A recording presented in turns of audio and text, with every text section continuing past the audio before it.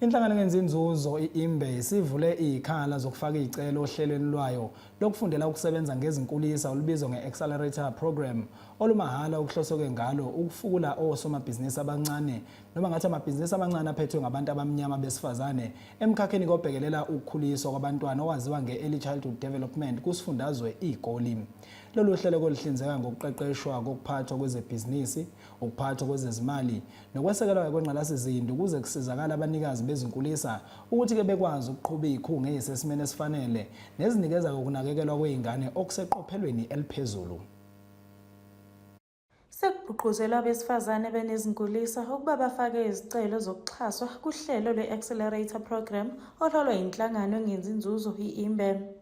Accelerator Program is a very amazing program of ours where we help ECD businesses grow their businesses and earn a more stable income.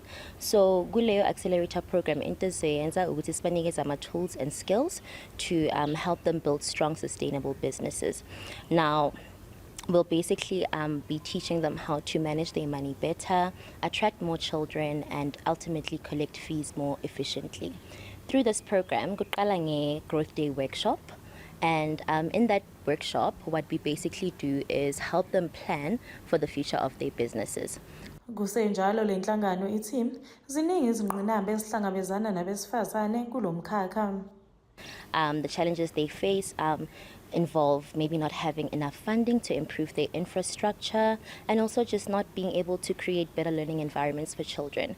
Another challenge is difficulty in meeting registration requirements, and these women have to run their centers babodwa with no help. They have to manage their finances, they have to manage the admin as well as the staffing.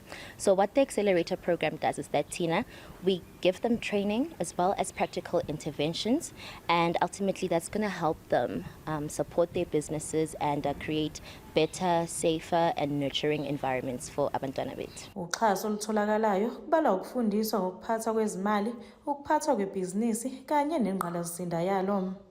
Ezindabeni zeSoweto TV, ngikuNokulunga Mthembu.